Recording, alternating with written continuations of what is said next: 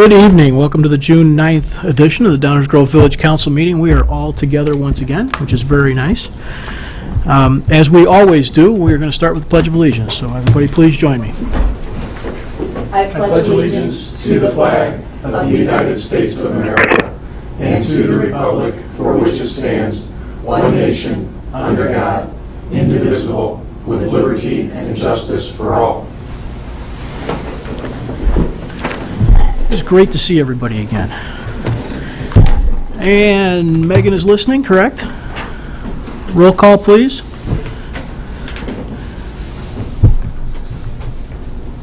Megan, can we have a roll, please? Commissioner Jose? Here. Commissioner Earl? Here. Commissioner Wallace? Here. Commissioner Sadowski-Fugit? Here. Commissioner Colavani? Here. Commissioner Gray? Here. Mayor Barnett? Here. Thank you for that. Item 3 on our agenda tonight is a proclamation for National Safety Month.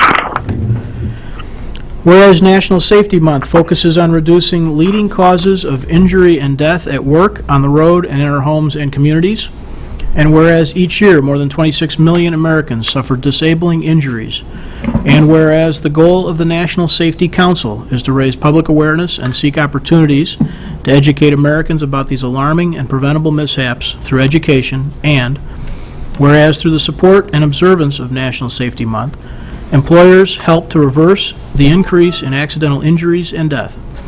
And whereas the Village of Downers Grove supports national safety efforts and has taken a proactive stance in providing a safe and healthy work environment for its employees through the formation of a strategic risk team and executive safety committee. And whereas the strategic risk team and executive safety committee, under the guidance of the Risk Management Division, works to assure the safety of all Village of Downers Grove employees by setting and enforcing standards, providing training, outreach, and education, and encouraging continual improvement in workplace safety and health.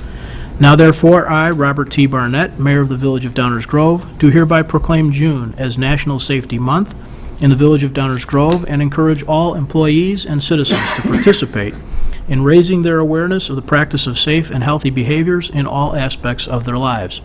Dated this 9th of June, 2020 at Downers Grove, Illinois. Moving on to item 4. We have a presentation this evening from our Economic Development Corporation. Everybody that's watching at home, please bear with us. We have a little transitional process. There are folks in council chambers maintaining social distancing, 10 of us in this room. And so when we have speakers come in, we will take one person out, bring another person in, so there's a little transition. It's a little bit like The Price is Right. I think we're asking Michael Casa to come on down, and he'll be joining us in 1 second here. I'll take this opportunity to note that I had the opportunity to view Mr. Casa's quarterly report. It does include some financial information that I had planned on covering under the manager's report. So I actually won't be giving that financial update because Mr. Casa, as you will see in his presentation, will have those revenue updates covered. God, it is so good to see people. Welcome, Michael. Thank you for being here. My pleasure. Michael Casa, I'm President, CEO of the Downers Grove Economic Development Corporation, and here to present our quarterly report, Mayor and Commissioners, and it is really good to see everybody. I wish I had a better report to give, but here we go. Start with some economic data. It's the most obvious statement that I can make. The COVID-19 crisis and the shutdown of the state has wreaked havoc on local economies, including ours. Start with sales tax. The municipal sales tax. February we were up almost 9%, and then in March, which is the latest number we have, it's down 20.48%, and that's the municipal tax. It's a pretty steep drop. Home rule sales tax in February was up almost 11%, and then in March went down to 20%. Categories. This tells a lot of the story of how things have changed. So the state just released these. Now they're for the first quarter, so it doesn't include April, but I'm going to comment on that. Start with general merchandise, so Kohl's would fall into this category. In the first quarter, the general merchandise in Downers Grove was down, the municipal tax was down over 22%. Most general merchandise stores were closed starting in late March, mid to late March. Food, that's grocery. What saved grocery in this quarter is the grocery hoarding that went on in March. Most of the grocery chains saw record sales in March. That is going to come down significantly in April. Many people that did what I did, I went out and just bought as much of supplies as I possibly could and food and put it in the freezer. So that explains the increase in the quarter, but again, there'll be a different story, I believe, in April. Drinking and eating places, that's restaurants, and it was down 10.69% for the quarter. Most of the restaurants shut down their operations, except for those that provided delivery or carry-out. Again, this came toward the end of March. The second quarter for restaurants is going to be pretty bad, again, starting in April. Apparel was the sector that got hit the hardest. I'll save that for the hotels. Apparel was the retail sector that got hit the hardest in the United States. People just weren't interested in buying clothing. So it was down 29% in that first quarter. And again, I think the numbers will be far worse in April. The state puts furniture, electronics, and appliances in one category. It's kind of a strange mix. There were like no furniture sales in March, or going into March, and there will be certainly none in like April and May when that was not deemed as being essential business, so they were just closed. The appliances, places like Best Buy were still selling appliances, and people were not buying refrigerators and whatever. The reason that this quarter that there was an increase was because of electronics. When people started working from home, Best Buy just saw a huge amount of people coming into their stores or doing curbside pickup, buying things that they would need for their home office. You could not buy a webcam by late March. They were just out. Again, most of the people that were going to be working from home knew that going into April, so the April numbers will be down, especially since, again, furniture, that'll be the first full month that there were no furniture sales at all. Lumber, building hardware, that's basically home improvement hardware, was down 4%. This is kind of an odd one because nobody knows how this segment is going to do in April and May. What's bad is that people were told to stay home. The only upside might be is that Lowe's and Home Depot and Ace Hardware were permitted to stay open. And there were people that were going there just because there was a store to go to. But I suspect that the numbers, because most people were adhering to the stay-at-home order, those numbers will be down in that category for April. Automotive and filling stations was down 6.65%. All of the auto dealers in Downers Grove have remained open, but their sales are terrible because people just weren't spending this time looking to buy a car. And in a few cases, you had to make an appointment to go into the dealership. So as bad as a drop of 6% is for the quarter, which again, most of that's because of March, it'll be significantly worse in April and May. The last one is drugs and miscellaneous retail. There's a big chunk of what the state calls miscellaneous retail, but pharmaceuticals are the big part of this. And it was up for the quarter 12.5%, and it's the same story as with grocery. People were going to CVS, they were going to Walgreens, they were buying medical supplies, they were buying pharmaceuticals, buying really whatever they could get their hands on. So there was some hoarding that went on in this category as well. Again, I'm expecting to see a drop in April because people went out and they bought all the stuff that they could possibly buy. And then all the shortages hit. So even if there were people that wanted to go and buy stuff in April and May, the stores didn't have them. Not a pretty report. The categories that were up were because people were buying them, buying those items, worried that if they didn't get their first in line, they wouldn't get them at all. Hotel taxes. So the U.S. Commerce Department back in early April said that the sector in the United States that has been hit the hardest by this COVID crisis has been the hotel industry, without question. In Downers Grove, our two large full-service hotels closed on April 1st, just shut down. And the other limited service hotels are doing the best they can. Their occupancy rates have fluctuated, but they're all doing terrible. For those people that are traveling into Downers Grove, and it was a very precious few, they were staying in the limited service hotels because the Westin across the street was closed as well. So from the hotel tax perspective, February is sort of a break-even month, just a slightly down. March was down 59%, and then April 91.5%. Again, the biggest part of that is the Marriott and the DoubleTree are shut down. So that will be repeated in May as well, and June. Food and beverage taxes, the news continues to not be good. In April, the latest numbers we have, it was almost a 50% down from the same period a year ago.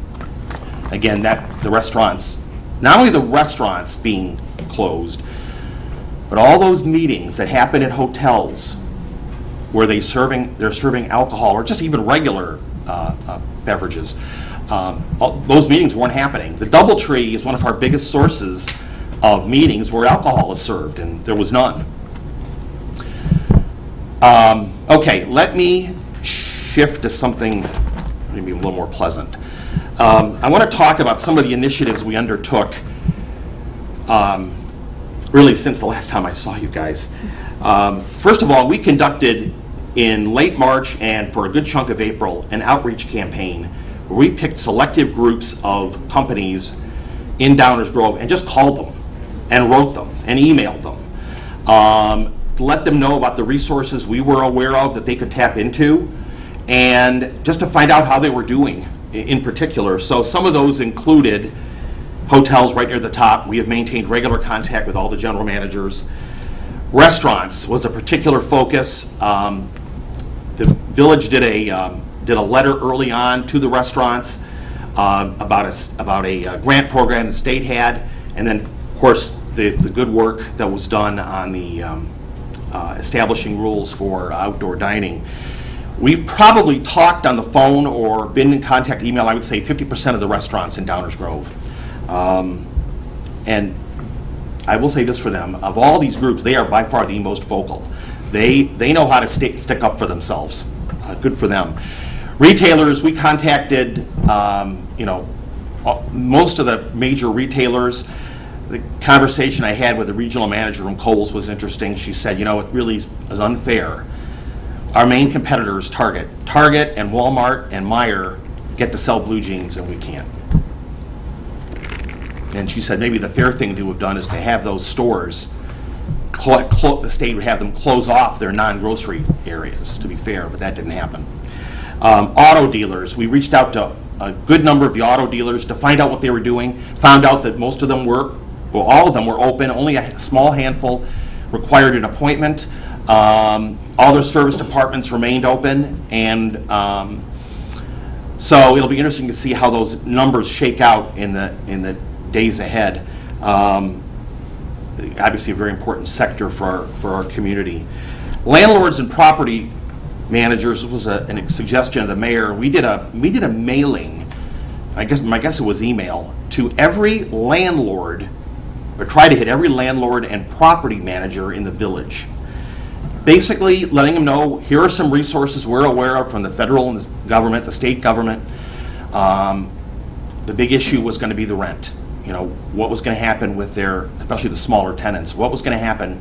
Are they going to be able to pay their rent? And then what does the landlord say to their bank? So we spread the word that we're all in this together, and sit down with your tenant or sit down with your landlord and try to work things out. It doesn't do the tenant any good to just rack up a whole backlog of rent, and it doesn't do the landlord any good to create an empty space by getting rid of the tenant. What good does that do you? So, I will tell you, I was very pleasantly surprised. Most of the ones I talked to indicated they had already sat down or were going to sit down with their landlord or tenant to try to work things out. It was very heartening to hear that. Current clients.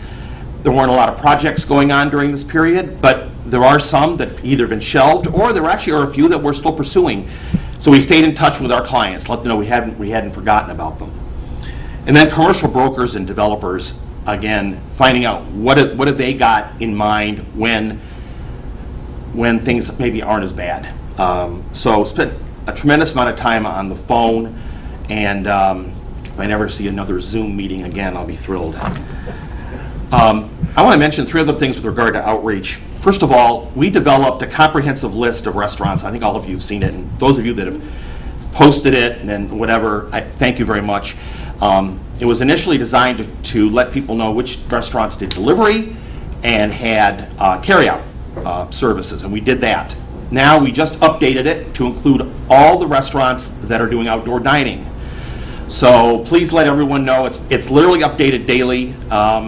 There was a call from a restaurant early on who said, we're open. We're doing carry out and whatever. We do delivery.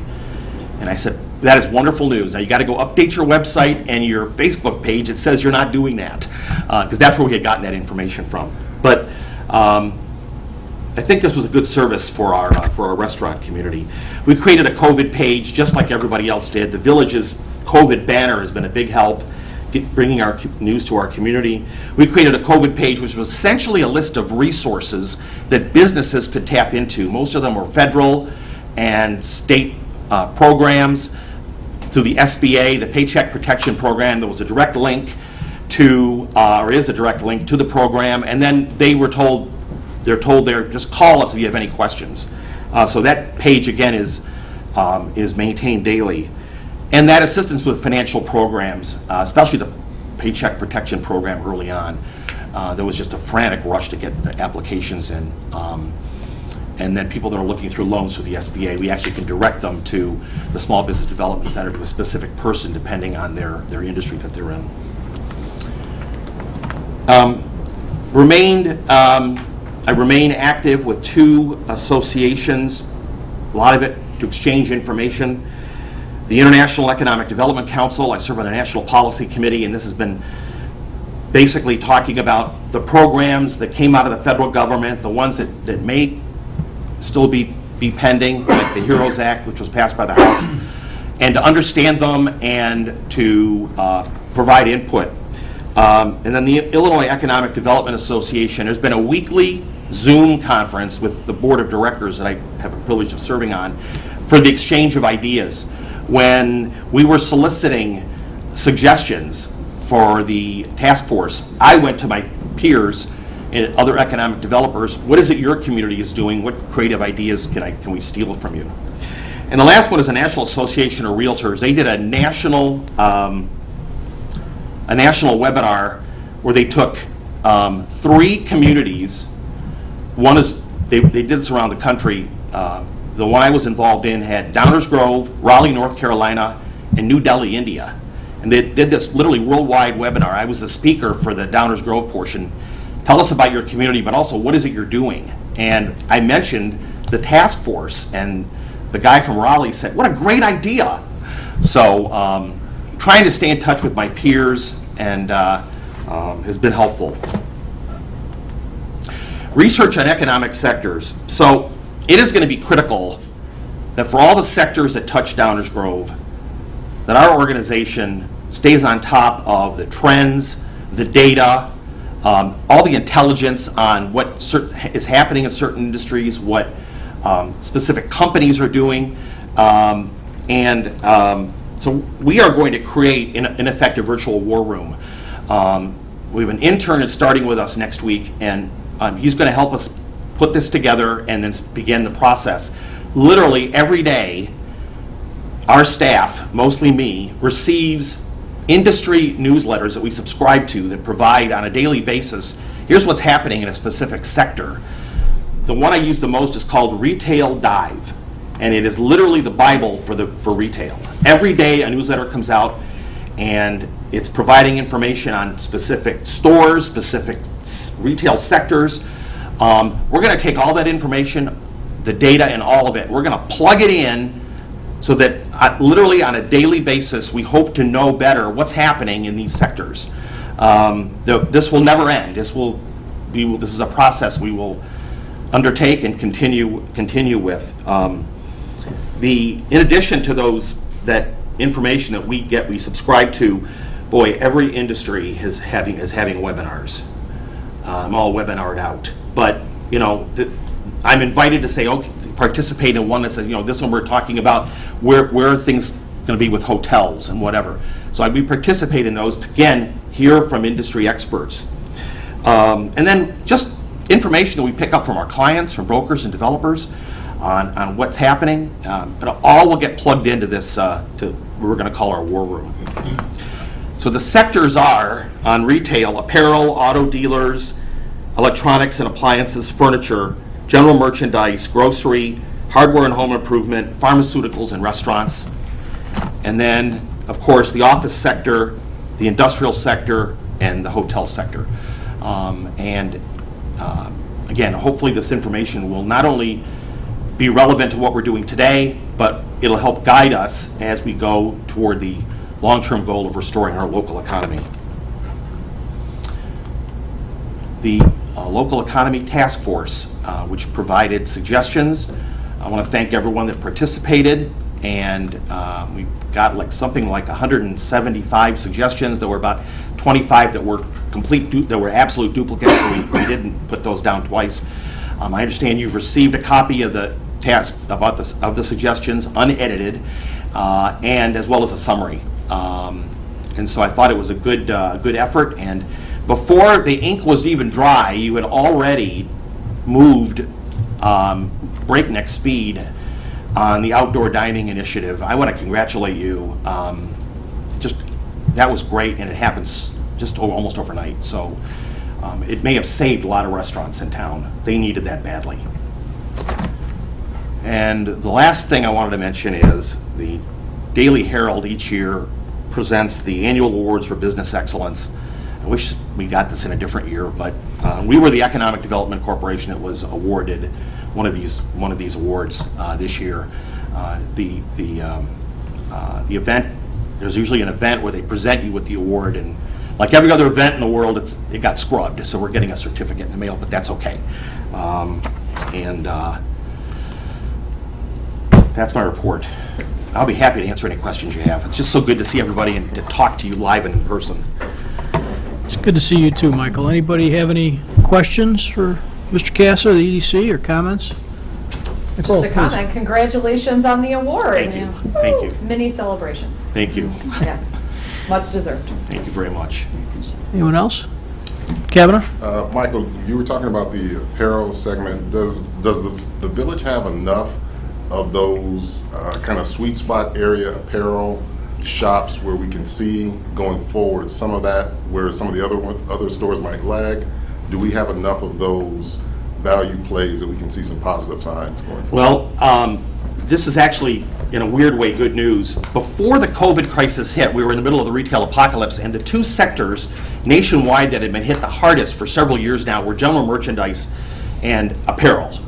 I remember I was at a conference a year ago. I mean, people just aren't shopping in anchor stores in malls and enclosed malls anymore, and that's why so many of them, like Carson's and others, now, Neiman Marcus, JCPenney filed bankruptcy. We have one department store, and it's Kohl's. We just don't have that many apparel stores in Downers Grove. And so we didn't feel before, and even now, that same impact. Most apparel stores are in enclosed malls. If you go to Oak Brook Mall in Oak Brook, most of that mall are apparel stores. And I also was told that, I guess for some reason, it used to be where teenagers would go to the mall to buy clothes. They now do it all online. So that sector was hurting greatly prior to the COVID crisis. Now it's just decimating it. So I hope that answered your question. Anyone else got any questions? Michael, I got a couple of things. Sure. One is just sort of a comment for those listening or watching at home. You've been following our financial reporting as it relates to COVID. More than half of our revenue stream is substantially affected by economic activity. So the work that Michael and his team do is critical, as is this data. Do you have any sense, two questions, do you have any sense of the timing for the second quarter updated data? Is that a July thing, a August thing? You mean when the numbers come out? We're going to be wishing we had it like on July 1st, so what's reality? Do you mean that when the data comes out? Yeah. The state, we generally get, like, we just got the March sales tax numbers. Okay. So they're generally about 2 months behind, 2.5 months behind. So the April numbers, we're probably looking at like August. And then the state publishes their quarterly reports. They only do this on a quarterly basis where they break down all those categories. That really comes out late. We just got the first quarter report, and this is June. That's probably more like September. Now, the data the village collects, we, of course, get that right away. Right, sure. Like the food and beverage tax, the hotel taxes. But it takes a while for the state to process this stuff, and so it's probably August or September. And on your what you're referring to as your war room, when do you think that'll be? You're going to start it up immediately. We're starting You're going it to start it next week. immediately, but what I'm getting at here is that we're going to be in a position as a community to try and start budgeting with half bad data. So do you think that in the August, September, October period that activity of that war room will be helpful in providing us with some guidance going forward? Yes, especially for specific retail sectors. Okay. So, for example, what's going to be happening with electronics? We hope to be able to provide that information. And not only will it be useful for that purpose, but also it tells us where our best targets are. It also tells us, for those businesses that are trying to come out of this, we're the ones that are the most vulnerable. There's a report that I just got where the national consulting firm took every business sector, and ranked it on who's the most vulnerable in terms of survival. And so all that kind of information, we'll plug it in, and it will be available, on a daily basis. Okay. But we're going to start working on it next week. Great. For our two full-service hotels, are they corporately owned or franchises? The DoubleTree is owned by a company in Michigan called Cicero Hospitality. It is under the Hilton flag, but they are their own managers. So in that case, it's the Hilton brand. In the case of the Marriott, there's a very large company, I'm not sure where they're headquartered, which owns not hundreds, but many, many Marriotts. So they're both owned by private corporations, they're not franchises, but they carry the flag, and therefore have to adhere to all the requirements that comes with that. The Marriott Hotel is managed by Marriott. But the Hilton has their own management team, DoubleTree. Any other question, Dave? Just like to take this opportunity to add just a couple pieces of information that are pertinent to Michael's report. Two other data points on local revenues. Income tax for May was down 34%.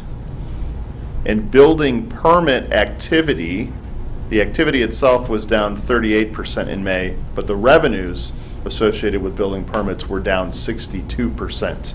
So we've had a shift in the kind of permits we're doing as well.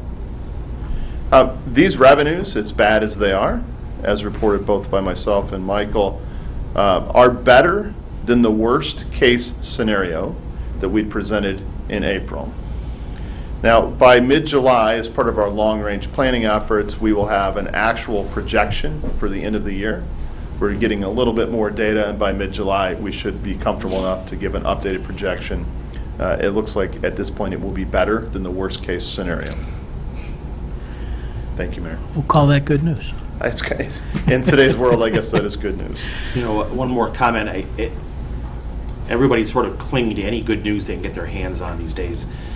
And I've been doing a lot of reading about the unemployment drop in May, which was they were expected to not that to be the case. The unemployment rate went from 14.7 to 13.3. Nobody really knows what it means. It may have been an aberration that companies were preparing for the reopening, and therefore they had to bring people back. That's what I think it was. I don't think it's necessarily a sign that the economy is all of a sudden going to do great. If you knew that June 1st, your restaurant, your hair salon, your furniture store was going to be reopening and you had laid people off, you're now calling them back. I think that was, in my opinion, that was the reason for the drop in unemployment in May. It's an important subject. Any other questions? Okay, thank you, Michael. Thank you very much. And again, great to see everybody. Thank you, Michael. Thank you. Before we get to the next agenda item, just briefly, we are still in the system trying to be accessible via online comments and questions through the course of the meeting. So the public comments section, which is normally at the beginning of the meeting, is still at the end of the meeting to try and facilitate that process. So if you're watching at home or listening online, please know that general public comments not specific to an agenda item will be taken at the end of the meeting. You may weigh in online if you're not here. So with that, we have item 5, minutes of previous council meetings. Mayor, I move that the council adopt the minutes as presented. Second. Any comments or questions? Those minutes will be one for the record, right? All those in favor say aye. Aye. Opposed? That passes unanimously. Takes us to our consent agenda. Is there a motion for the consent agenda? Mayor, I move that the council adopt the consent agenda as presented. Second. Any comments or questions on the consent agenda? Okay, all those in favor say aye. Aye. Opposed? That too carries unanimously. Thank you. We do not have an active agenda item tonight, so we are moving right along to item 8, which is our first reading. We will be taking council comments and questions first in this portion of the meeting as we go through each item. Over to you, Dave. Thank you, Mayor. We do have 3 items on tonight's first reading agenda. I am going to take them out of order for convenience and flow of the meeting. I'll start with item B, which is a resolution accepting the comprehensive annual financial report for fiscal year 2019. So now we're talking about last year, 2019. This is also commonly known as the audit. And I'm pleased to introduce, joining us by phone, Scott Termine of BKD, the village's auditing firm. Scott. Thanks, Dave. Good evening, everyone. First, I just want to thank the council for engaging us to perform the audit again. When we started our preliminary work on the audit in mid-January, none of us would have guessed what was in store for us in the ensuing months here. But despite the COVID outbreak and all the related impacts, Judy, Carol, and the finance team were still able to get things in excellent order for us for the audit. And we're definitely appreciative of the effort that goes into an audit, even in normal times, but certainly during a pandemic outbreak like this. So thanks again to all of them. As is customary, we provide 4 main deliverables with our audit. So you have the CAFR, Comprehensive Annual Financial Report, 2 TIF reports, one for the Ogden District and one for the downtown TIF. And then we provide a required communication to the board on the results of the audit, which is sometimes referred to as the management letter or SAS 114 letter. Each of these documents resulted in what we refer to as a clean or unmodified audit opinion. And that is really the best form of opinion that you can receive. There were no significant deficiencies or material weaknesses that were identified that I need to report to you. In the interest of time, I'm just going to highlight for you one specific item directly from the financial statements, which I normally do point out anyway, but I think it's particularly relevant in the current environment as everyone considers the impacts that COVID will have on budgets moving forward. And that item then is the general fund's fund balance position. Unfortunately, it's times like these where the fund balance reserve becomes so critical. So as of 12/31/19, the unassigned amount in the general fund is approximately $20.6 million. For context, that represents about 43% of what was the 2019 actual expenditure amount.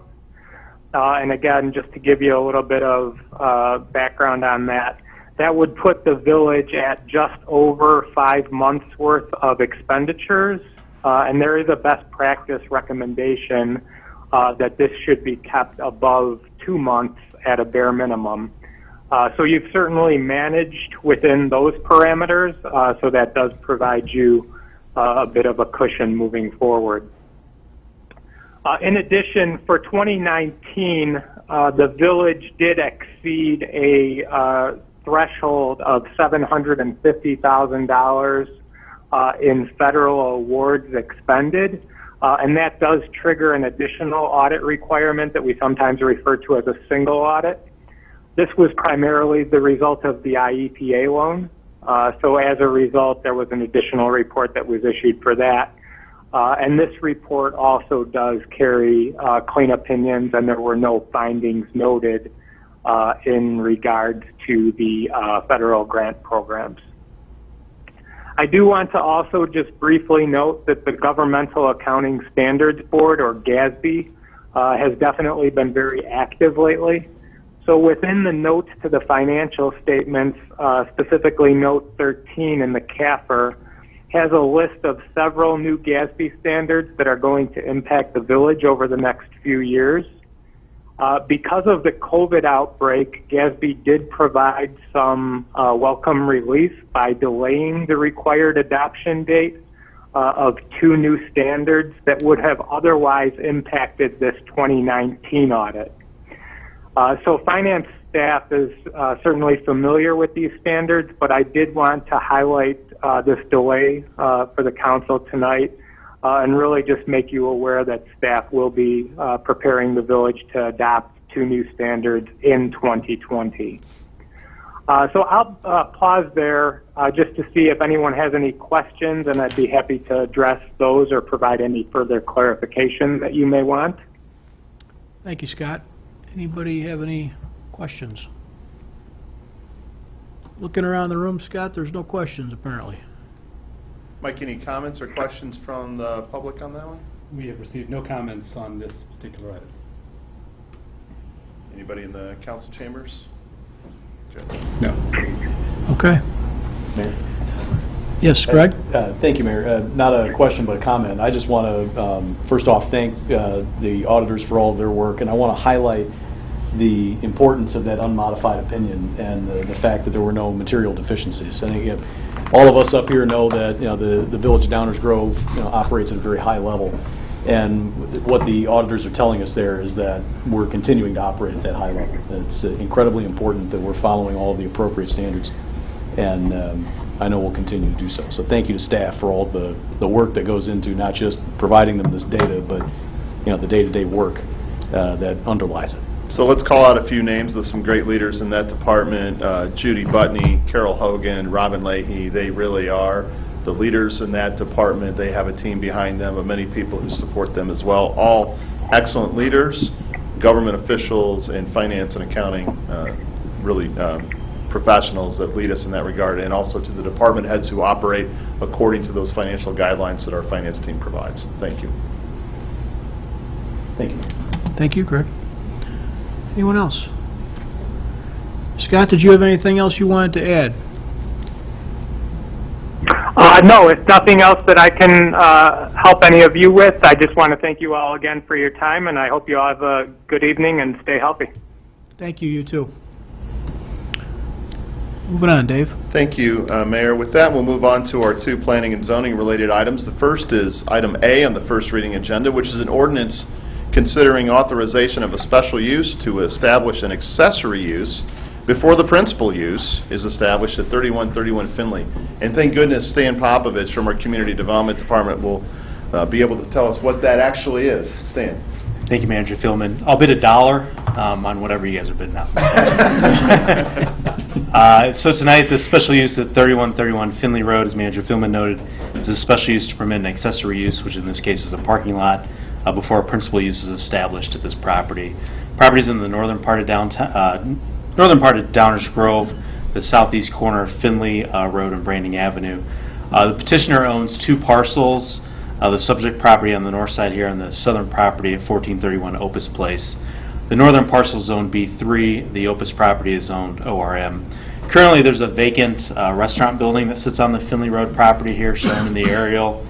And there's associated, and on the southern lot, there's an office building and an associated parking garage and parking lot as well. The petitioner is proposing to provide additional parking for the office building complex there at 1431 Opus, and that's why they're requesting to convert the existing building there to a parking area as well. We zoom into a little bit of the parking lot here. I've outlined the green space that they're providing. They are going to reduce some of the parking along Finley Road there, in essence, to stay underneath the maximum allowance of 4.5 parking spaces per 1,000. But they do need that extra parking based on their plans for the future of the development of the office building itself as well there. The proposal does show that the landscape islands will be provided. The existing curb cuts on Branding would remain. There's no new proposed curb cuts on Finley Road. And then there's a little bit of grading work done on the south side of the property as well, adjacent to the Opus property. A comprehensive plan notes that this area, the village should leverage this location to attract new office tenants, provide opportunities for reinvestment to improve the existing developments, enhance the economic viability and productivity, and also to encourage spaces that are adaptable. The Plan Commission reviewed this case at their March meeting and found that the standards for approval for special use had been met. At this time, I can answer any questions that you might have, Mayor and council members, and I believe I also have Maria Koskic and Bill Elwood on the phone joining us as well from the petitioner. Thank you, Stan. Maria and Bill, can you hear us? Yes, I can. Maria? Maybe? All right. We have any council questions or comments on this? Marge, please. Stan, could you explain to me when we, and I've probably forgotten the answer, but when we require, when a residential permit would come in for this, we would require them to combine the lots before we could let them, add this parking. Why is that not so when it comes to this project? In this case, the lots are separate, so there's no development over the lot line. And additionally, because there's two different zoning classifications, this provides the developer a little bit of flexibility if they decide in the future that they don't need to provide this additional parking for the office spaces, that they could redevelop in a B3. There's different uses that are allowed in both of the zoning districts. I understand that, yeah. Okay. And I think on the more technical side as well, if I understand it correctly, in the residential list of permitted and special uses, we don't have this option, but in these districts, the special use is listed as accessory use established before principal use is actually listed. That's correct. And so there's really actually one more set of options available in this scenario. Okay. That's the one I'm most familiar with, because that's the one I've worked with the most, not the business side, so I thought I needed to ask that question. Thank you. Thank you. Other questions? Rich? No questions, but a comment. Restaurants have struggled in this area because it's too far off Butterfield. I happen to attend the Plan Commission meeting, so I heard a lot of those arguments. And the other thing that we should point out to our residents is that the business structure for offices is changing. They're moving to smaller offices, more divided offices. More people are working from home, will continue to do that. So they may actually have more people showing up. So this is an important project to this development to be able to provide that additional parking. And I don't feel it's anything we're quote unquote giving away. I mean, it's not ours, but through approving this request. So I feel comfortable supporting this. Great. Thank you, Rich. Anyone else got questions? Okay, moving on. Go ahead, Stan. The next item in front of you tonight is an institutional master plan amendment for Downers Grove South High School, located at 1436 Norfolk Street. South High School is located at the southwest corner of 63rd Street and Dunham Road. As you may remember, District 99 came through last year with a master plan amendment for both Downers Grove South High School and Downers Grove North High School, and they're currently undertaking those improvements at both of those campuses. District 99 is now asking for an amendment to the master plan to construct a new off-street drop-off pickup area lane off of Dunham Road, generally in the area starred on the screen here, on the east side of campus. The request is based off of the village and school district shared pedestrian safety study that was recently completed earlier this year. The proposal is shown here. We blow up this area. You can see that there's a student entrance here on the east side of the campus off of Dunham Road. The proposal is to construct this one-way entrance and drop-off and pickup area here where people would end up pulling in off the north leg here and then going south, dropping off children or other adults, and pulling then southbound off of the exit lane there. Traffic, as shown in the diagram here, will proceed counterclockwise, starting at the north and then proceeding through the south. The petitioner will be providing a continuous sidewalk through both entrances and exit, the entrance and exit here, so it'll be a concrete sidewalk through this way. The exit lane has been further reduced as we exit out to a 14-foot width to limit the amount of sidewalk at this location for children walking or adults walking through the sidewalk as well. The area will be strictly used for pickup and drop-off during school hours. However, after hours, parking may be provided at this location.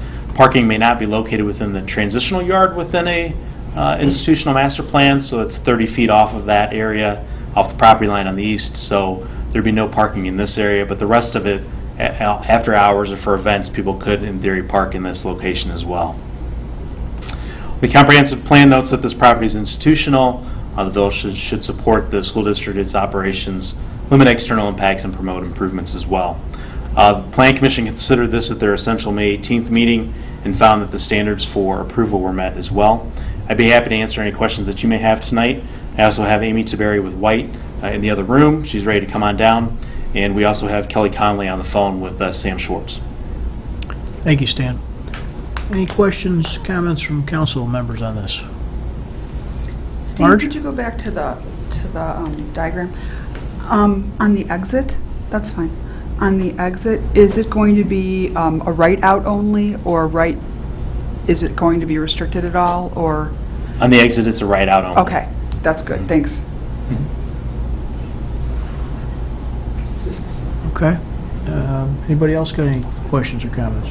Actually, Amy's going to clarify the south exit for us here. Okay.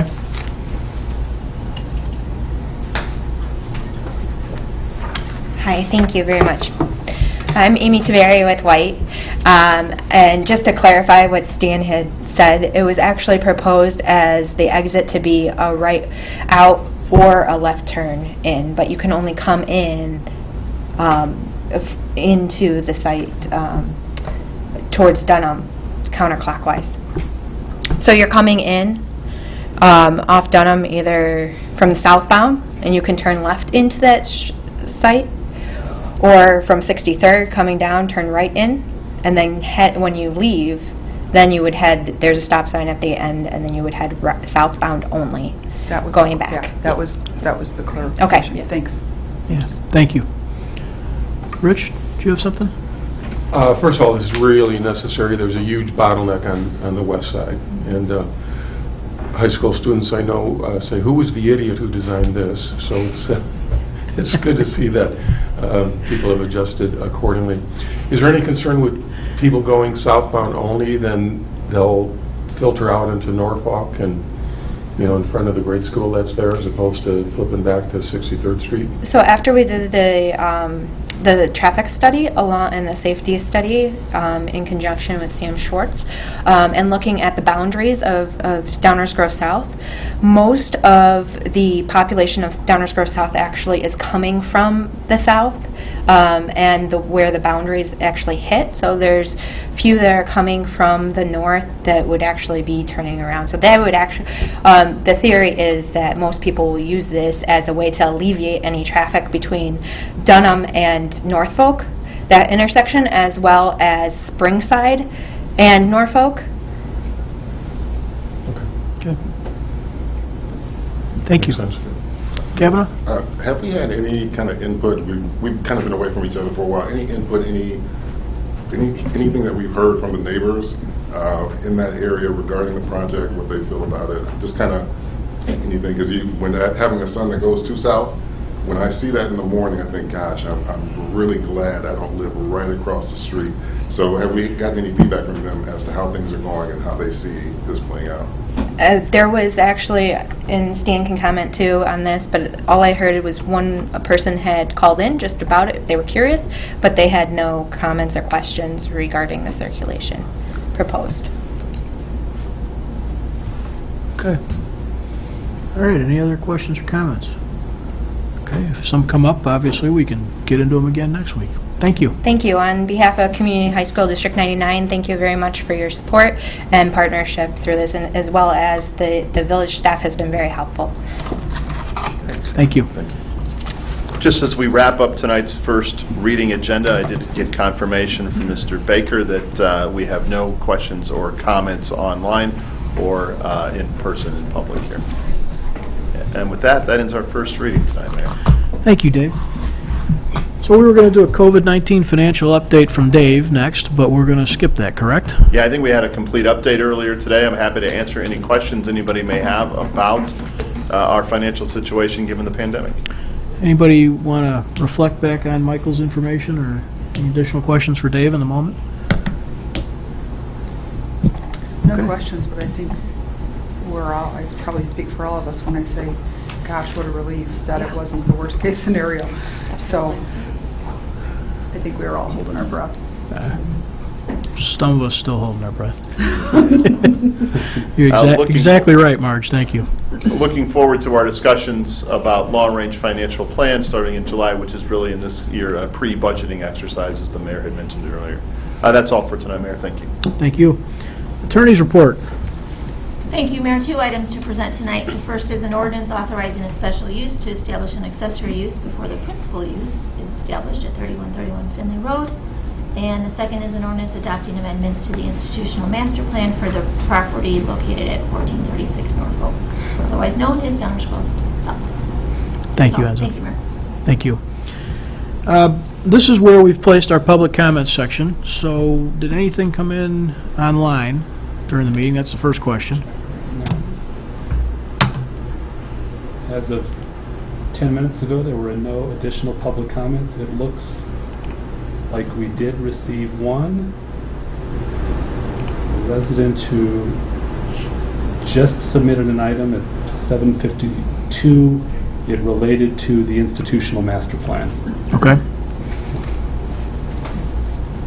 Appears that he was asking the hours, what hours will this be happening, and indicated this is a major thoroughfare to the train station. Okay. As we've mentioned at a couple of previous meetings, actually all of our meetings, some of those online questions we will respond to most likely offline in the next day or two. We will answer people's questions, just not necessarily in the moment. I think we have a live question coming. Yeah. Yep. So if you'd go ahead and come on up, tell us your name and tell us what's on your mind. Okay, hi everybody. My name's Louise Kelly. I'm a Downers Grove resident. Good to see you all here. I have a question about Downers Grove policing. But before that, I want to just back it up and say I was there on Sunday. Thank you, Mayor, for your support of the protest. I wasn't protesting, I just watched right outside St. Joe's.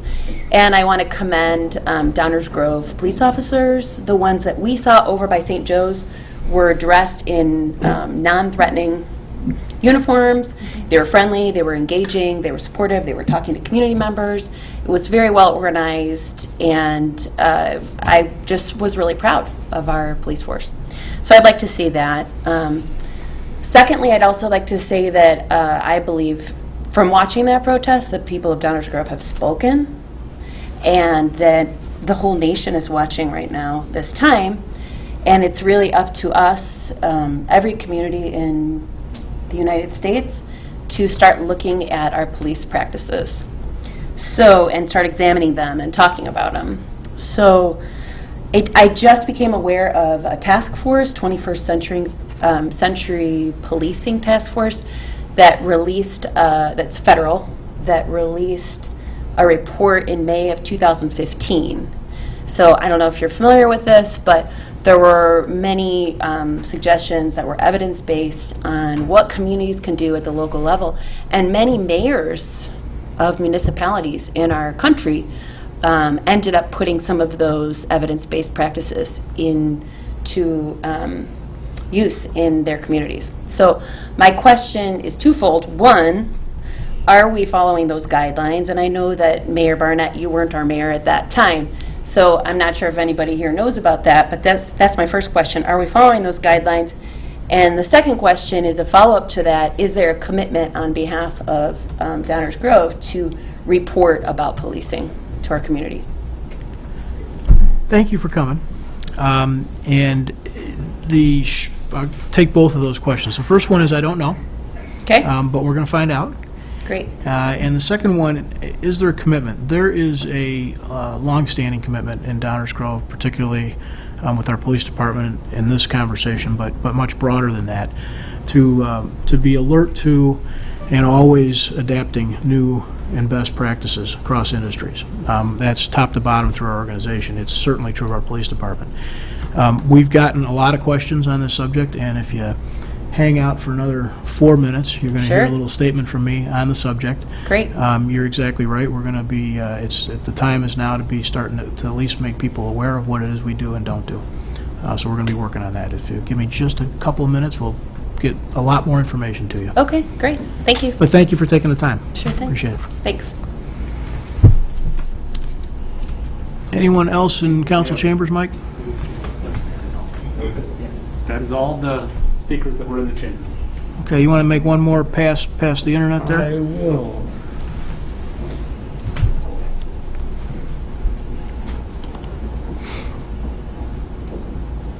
No, we have not received any additional comments online.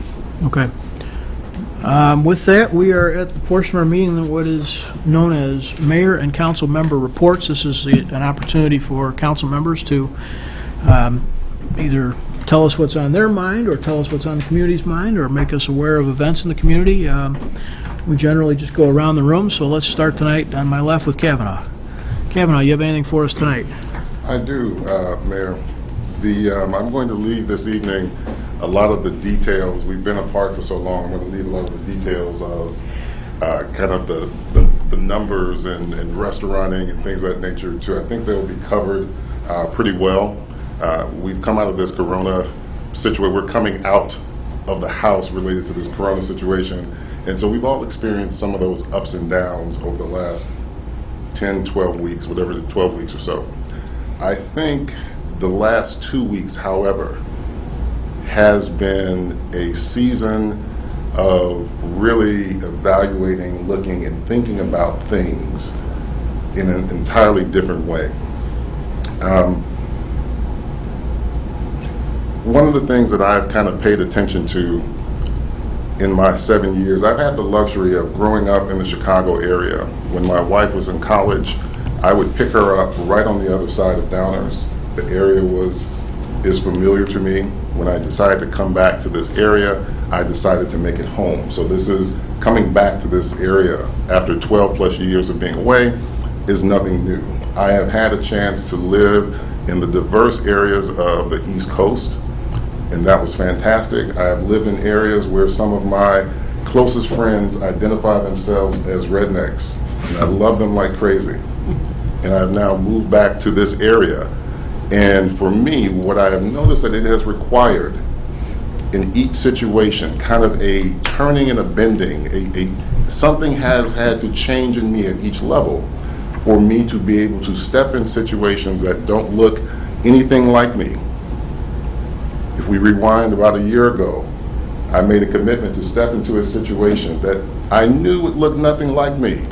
I knew that I would be at meetings where there would be several hundred people at a time, and very few would look nothing like me, but that's okay. You have to change and adapt and do for the purpose. I wrote down some things. Over the last couple of weeks, I have had more phone calls, side messages, conversations picked up, new conversations, tears and anguish around what we've seen in the news regarding policing and just where we are, period. And so what I tried to do over the little time that we've had over the last week is really try to jot down some things that I hope when you hear these things, whether it be in this room at home, that you hear not just some words, but you hear a heart behind someone that lives a life that is all about building bridges and connecting people. And so, if I have started to talk on subjects, my wife is from Ghana, West Africa. If I've talked on subjects around the history of slavery in West Africa, if you talk about issues related to the Aborigines in Australia, if I were to talk about the plights of people in different countries around the world, European migrants, whatever it may be, I have come to understand that I have a window this big before I watch people shut down.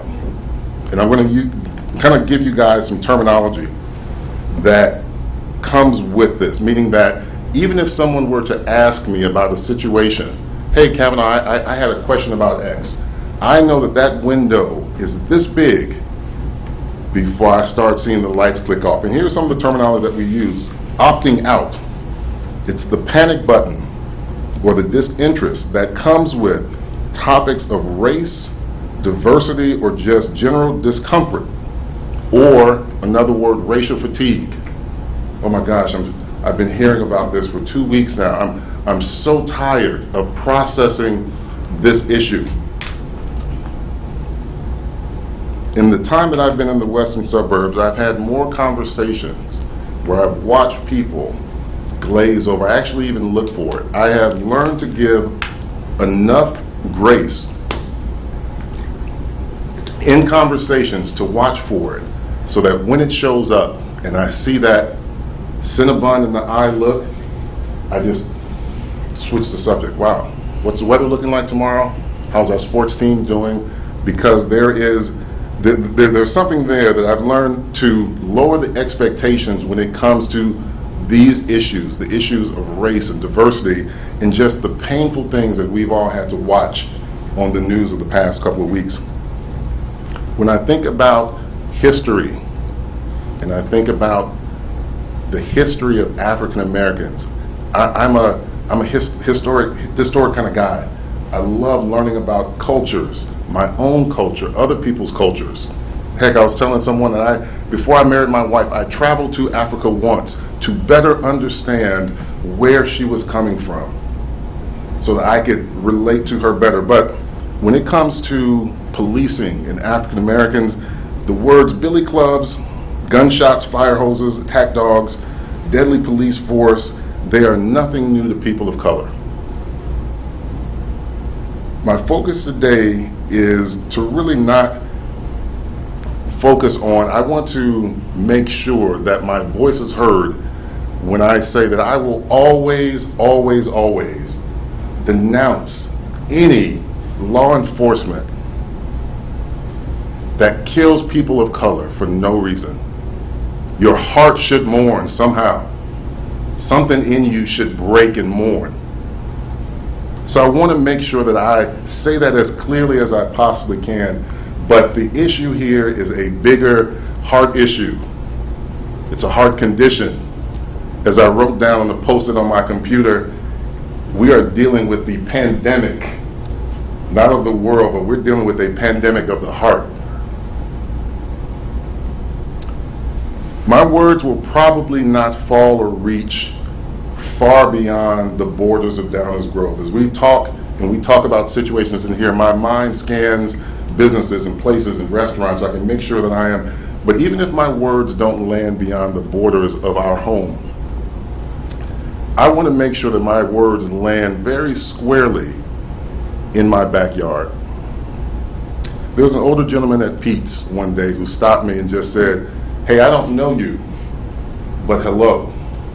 And I immediately understood what he was doing, because I do it every single day of my life. If you've ever seen me outside in public with people, I don't care if you are wearing a Barney outfit. You are now my new best friend. It is how my heart is wired and designed, and I don't care what your background is or where you come from. What my heart sees is another human being. But I recognized very early on what this gentleman was doing. He was trying to say, I'm stepping out of my space I'm getting out of my comfort zone, and this is the only way that I know how to do it, so hello. And I thanked him. And I would say that made me think about something, that if you're hearing this and somehow you purposely on a daily basis, because I want to talk about the things that are in my backyard, if you go out of your way to not communicate, avoid people that don't look like you, I want to be very clear that you are a part of the problem. We're talking about a hard issue. I watched a young white kid pass in front of my car, and I waved him on while he was on his bike, and I went on my way. And there was not one point in that interaction that I thought, as that young man passed in front of me, that I am looking at the next menace to society. That was someone's son. That was someone's brother. That was somebody's friend, wherever this young man was going. When I see black kids in the community, there's a part of me that feels sad for them.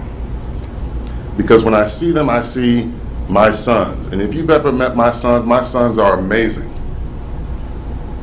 But when I see them, I think, man, these kids are like my kids. But I also think the other half of that is, if you see white kids in our community as inherently safe and good, but the image of that one black kid on the bike or coming from the store or walking down the street causes you angst, worry, you are a part of the problem.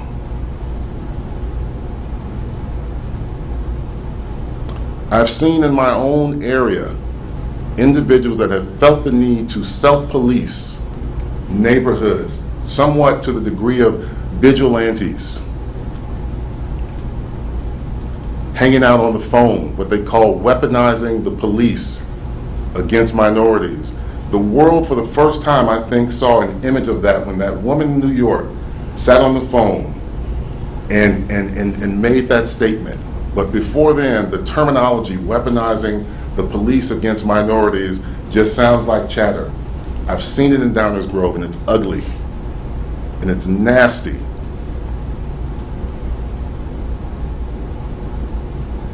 If that is you, you are a part of the problem. The stats show that 70% of Caucasians do not have an individual of color as a part of their friend circle. My life looks like the United Nations, and it's by design. I work hard at building relationships with people that do not look like me. I am black, and I am proud of that. However, when you look at what my circle looks like, it is an intentional action. It is work. If you've seen the relationships and the conversations that I have online, they are made up of people that I have done life with, that I have kicked my doors open to and taken care of their families while they're taking care of my families, and they look nothing like me. If in 2020, your church life looks like your work life, and that work life looks like your friend circle, and that friend circle looks like everything else, I think that's by choice. We are far beyond that place where it's accidental. I think where we are right now, if that's where you are, and I'm going to say this clearly, I think that too is a part of the problem. I've seen far too many doors locked, far too many pearls clutched, far too many purses shifted at the sight of an African American coming in contact. Sometimes I will sit out by the train station. You might have seen me out there sometimes, and I'll read a book, and I'll eat some ice cream from, what's a great little place right there? Every Day is a Sunday. Every Day is a Sunday. Thank you for being there. Every Day is a Sunday. And I will sit there and I will just take it in. It's intentional. And some of the things that you see, they make your heart sad, and I just kind of file them away. But if that is your first response to people, and you live in this village, because I want to make sure that my words land within the village, that is a part of the problem. I unfortunately had to listen to I won't say had to listen to, I unfortunately got a side request from a parent. And I won't go into the details of it now, but a parent that was explaining to me how her children have been the target of racial issues for the past, while we've been on quarantine, for the past month or so, what they've had to experience at one of our local high schools, and it's nasty. And so I said something about it, and we started to see something about it. But it makes me sad to think that certain kids are targets.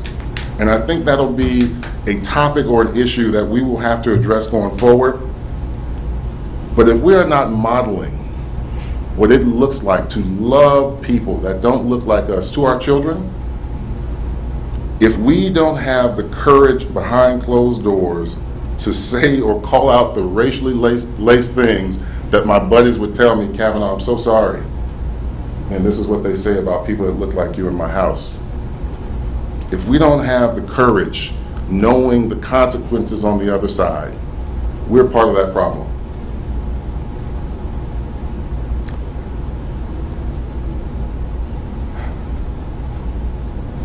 Soccer games. I want to wrap this up because I want to be mindful of time, and so I thank you guys for indulging me.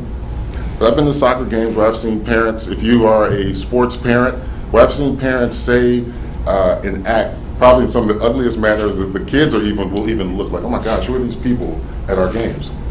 And so I've seen people act and respond in different ways, but then will easily write off their actions and turn around and look at people that don't look like them and label them as angry, problematic, or some other term, an angry black person, an angry black woman. If that's how you process people, it's a part of the problem. Pre-qualifying people, the questions that I've seen folks ask in running lists because they want to make sure that you're okay. They want to make sure somehow that you fit our community, or do you belong here? The running list of questions, I've gotten so good at them, I almost have it canned. My wife and I kind of joke about it these days, that folks feel that somehow they need to pre-qualify. You have a list of questions, and once you answer that last question, we'll tolerate or let you in. And if that's how you approach people, that is truly, truly a part of the problem. I'm going to skip to our wonderful march on Sunday, because I've said that I think that how well organized that was carried out, how well organized it was, it should have made everyone's heart smile. My sons and I watched from the sidelines because I wanted them to get a different view of something. We sat right there across from the church, and they processed it. They just kind of watched. I'm usually trying to figure out how they're processing information. And at one point, while we're standing there, we're processing information and kind of watching and excited, a woman comes and she stands in front of my youngest son's face and she says, "You matter. You matter." And so luckily I've gotten very good at grace, and what was going to come out of my mouth did not. Instead, honey came out, which was fantastic. But she didn't get the memo. She didn't get that memo that my life, my wife's life, my son's life, and everybody's life that looks like me matters and has always mattered. And I appreciated that, but I didn't need that permission. I didn't need that sign off, that cosign. But I understand that she's been on the sidelines for so long. But I appreciated her being there. I think shortly after the march, I posted pictures of what I had available on my phone on Facebook. And for the first time, I noticed that, however a decade long, that there was, that my post came down. And so I put in an audit to Facebook, and they'll be getting me that information back as to, hey, here's what happened. But when I went back and looked at the pictures that I had on my phone and checked, there was one picture held by a white young man that said, "White silence kills." Okay? Didn't think anything of it. There were thousands of signs out there that day. didn't think anything of it bothered me. But I thought to myself, if we are so racially fragile that a sign like that ruffles us to a point of being, in a sense, offended, or whatever might be the reason behind it, I'm going to ask those individuals, and try to say this as kindly as I can, please get out of the way. There's work to be done that should have been done so very long ago. And we're sitting here now as if we're seeing some of these things for the first time, and I am excited that people have woken up. But if you are not prepared to lift that box, there is someone else who is ready to do that, and I would just hope that you take another role and get out of the way, because there is work to be done. Shortly, we will move into a place where our lives start to get back to more of normalcy, whatever that looks like or whatever that is. The Black Lives Matter signs, I hope they don't go away, but at a certain point they'll start to pile up. A month from now, 6 months from now, a year from now, will the feel-good moment of Sundays and all the other Sundays and days, will it be just that thing we did in the summer? The reality is, when it comes to the issue of racism, there are many of us that will be fighting this for a lifetime and well beyond this window. Racism, it is a heart condition, a global pandemic of the heart. As I watch people parade down the main street of my city, I could not help but wonder. There have been so many iterations to hop on, so many opportunities to make significant change. Where have you been all these years? We needed you. Thank you. Thank you, Kavanaugh. That's the one thing I heard there that I got to tell you bothered me in the moment was apologizing and trying to jump ahead. The words that are spoken by everybody here are opportunities to lead our community, and they're so valuable. They're so valuable. Don't ever be apologizing for taking time. Thank you. Marge? I don't know how to follow that. Kavanaugh, please know that you're here because every one of us sitting in this room wasn't looking at your color. We were looking at pieces of paper. Sure. And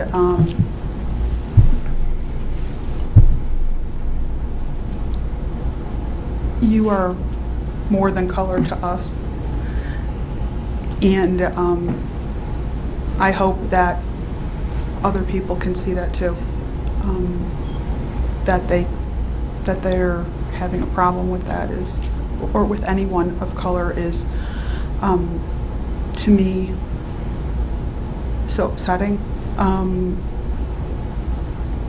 went into nursing, you can't help but care about humans. We passed an ordinance year and a half or so back because pets were being treated badly. How anybody could treat a human as anything less than a human is unconscionable. And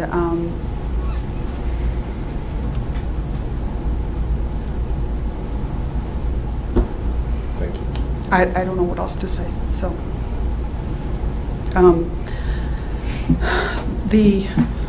in other notes, the pandemic is still not gone, so please be careful when you're out there and try to do your best to social distance, wear your masks, and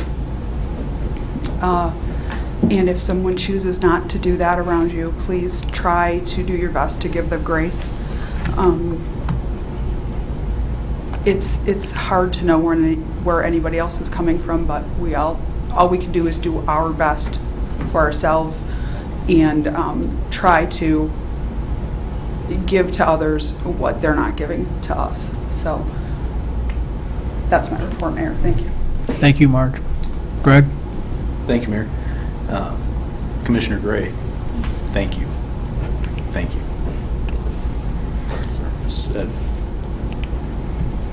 I think it goes without saying that's the most powerful council member report I've heard, and I can't imagine it being topped.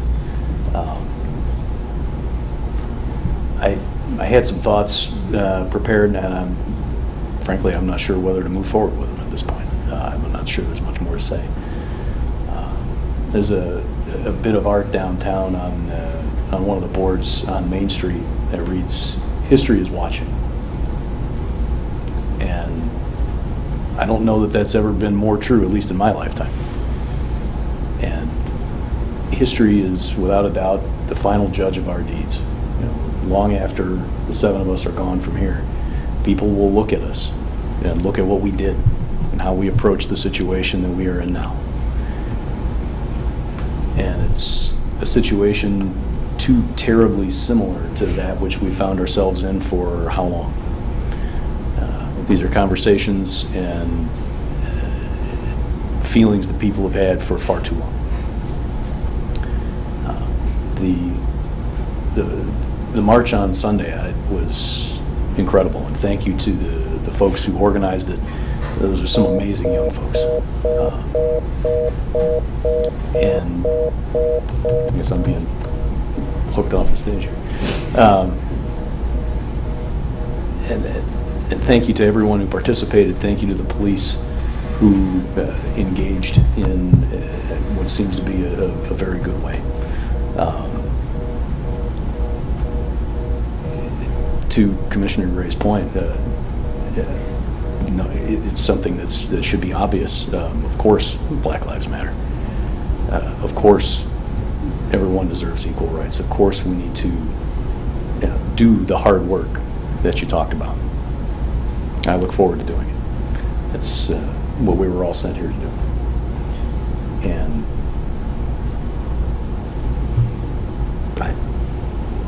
I think I'll leave it at that. Thank you, Greg. Jazz? I think I'm just going to hang this up. Yeah. Rich? Something for this evening?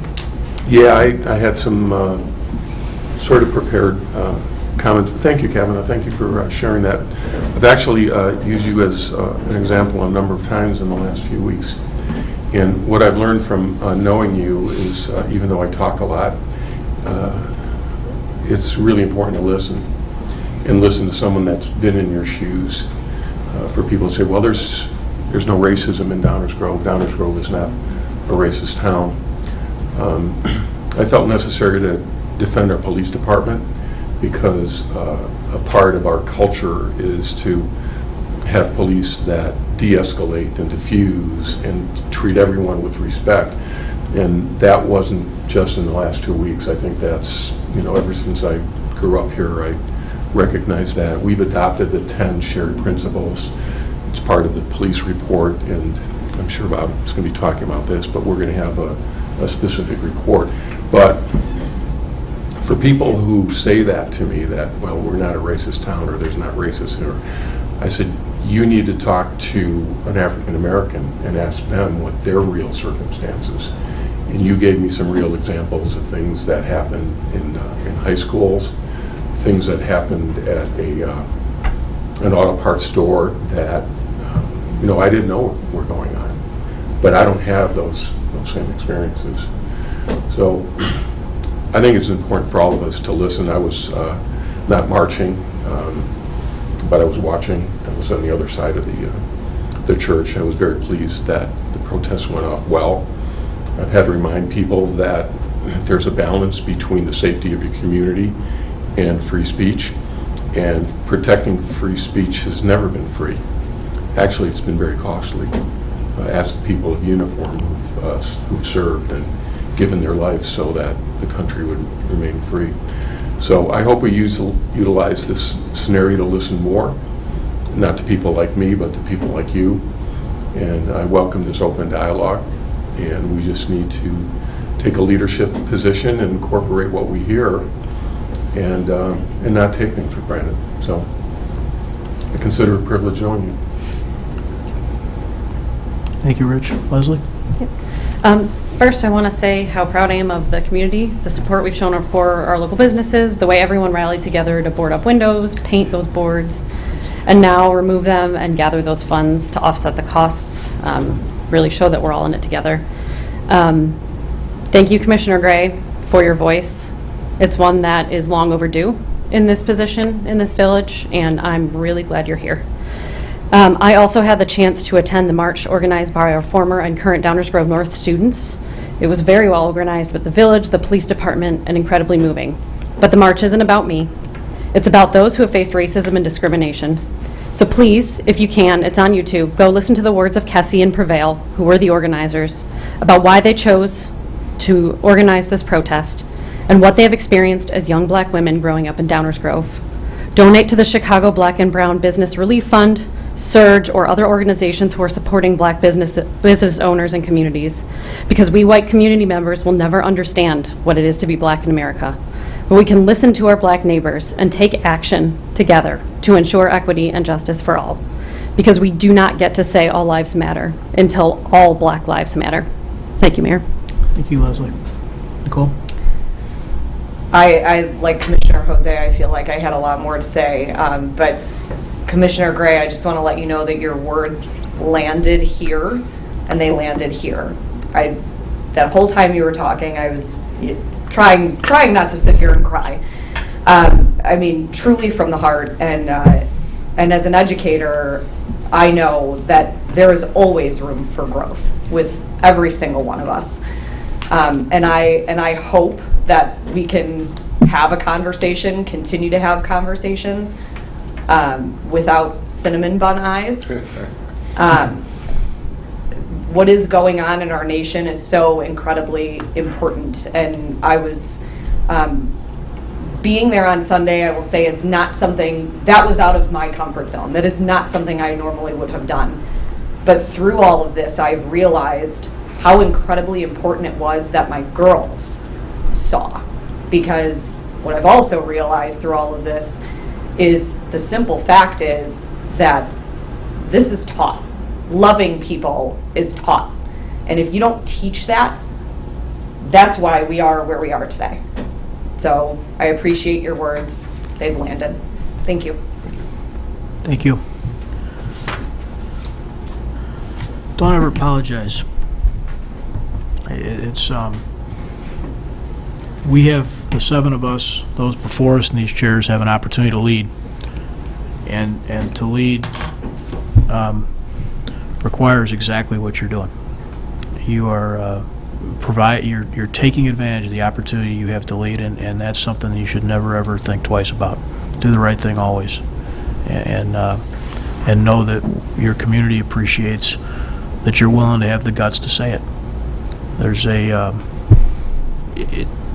it's not easy in many instances to lead. I can't pretend like I understand what it's like to stand in your shoes. I'm not going to pretend it for a minute, but I'm going to tell you I appreciate you leading, and you're doing your community a great service. I do have a couple other comments. I'm going to follow Commissioner Earl a little bit. COVID is still here, guys. Phase 3, phase 3.7, like the mayors were talking about this morning, phase 4, phase 5, I don't know. But what I do know is COVID is real, it's not a joke, and it is still here. And it is important that our community remembers that. We are taking and acting on the best advice we have and encouraging everybody in our community to continue to act on that advice. We have endured, all of us, a lot of discomfort from COVID. And it's going to get worse. There will be people who have been hanging on to this moment and can't hang on next week, and can't hang on in 3 weeks. But COVID is not going away, and so as we continue to move through these phases that the Illinois Department of Public Health has put out for us, it is important that our community continues to do that. There have been For those that are wondering, why would Mayor Barnett say that when he's been whining about Governor Pritzker, there are DuPage County Health Department, DuPage mayors and managers, there are lots of opinions and there are lots of challenges for a disease that we do not completely understand. But we operate collectively in the state of Illinois, and the Illinois Department of Health is the guiding light in this instance, and it's important that we all continue to follow that. It's important for each other. As Commissioner Earl said, give people a little grace, because what you're going to see is continued falling off the wagon, for lack of a better term. Everybody's tired, everybody's worn out, everybody's frustrated. And as the weather gets better and better and better, and the time goes on, and the uncertainty remains, which is what's going to happen, people will continue to get frustrated. So please, do your best to do the right thing, do your best to follow the guidance the state has put out there, and that you'll continue to hear that from the village, and give everybody some space and grace. It's important. Louise was here this evening and asked a couple of questions, and we've gotten quite a few questions over the last week. I know my colleagues have, I certainly have. I think we've gotten them direct to the village. They were part of our remarks. Questions about policing. Questions about policing, our policies here as a village, how we operate. Like many municipalities throughout the nation, we've received those same inquiries, and they are important. They are important questions that we have an obligation to answer. To respond to those inquiries, we want to do so in a way that does a couple of things. That gives the information, that is completely transparent, and also tries to put it into a form and a sense that people can understand and get their heads around. Just flopping out into the internet 60 pages of policies or procedures would not be very useful. So we've got 3 steps. We've all been talking about this. We have 3 steps we're going to take. They are not the final 3 steps necessarily, but we hope that they will go a long ways towards helping our community understand what it is we do and don't do in Downers Grove. Step 1 is we're going to publish department data and information. Included in this information will be data about police department policies, procedures, training, activities, and results, and we're going to post that on the village's website. The information will be compiled and posted in an easy-to-read format. Again, that's not instant.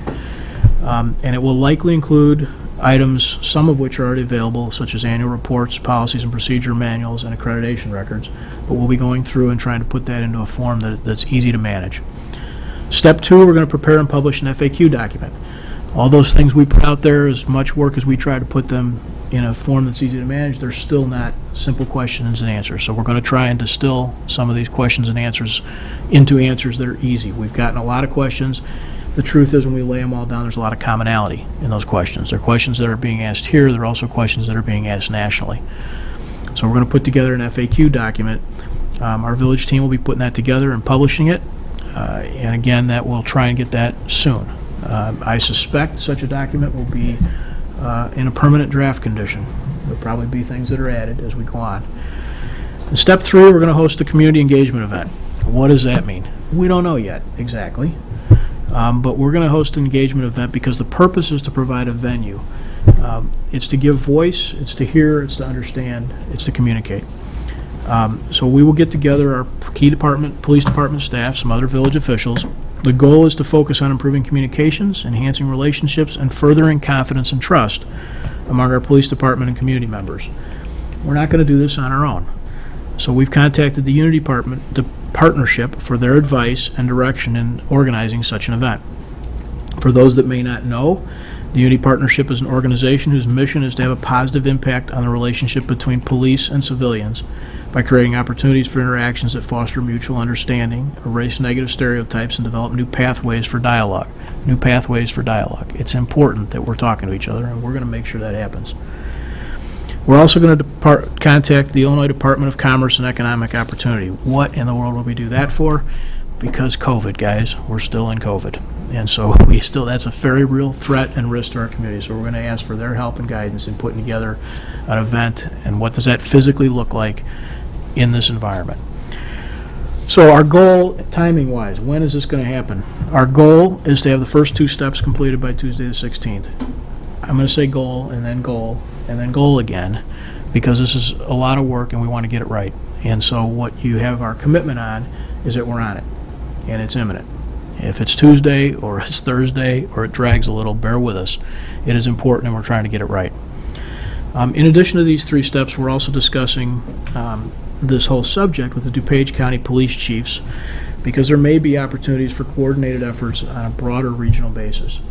As you know, we often interact with each other. Throughout the county, people rely on not only from a police standpoint, but it's also true from a fire standpoint, we rely on each other a lot. Sometimes you'll hear the term mutual aid thrown out. So we're going to try and engage other entities in the county and see if there's opportunities for a more regional dialogue as well.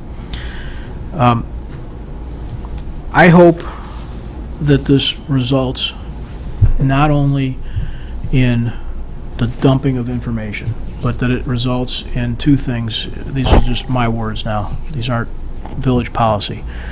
But we need those conversations to be ongoing, and we need them to be conversations that allow people the room to question and allow people the room to hear.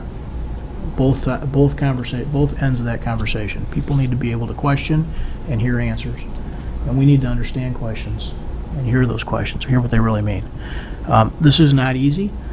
I have personally a lot of confidence that we're going to do it well, and I think that our community is going to feel good about the policing that we do.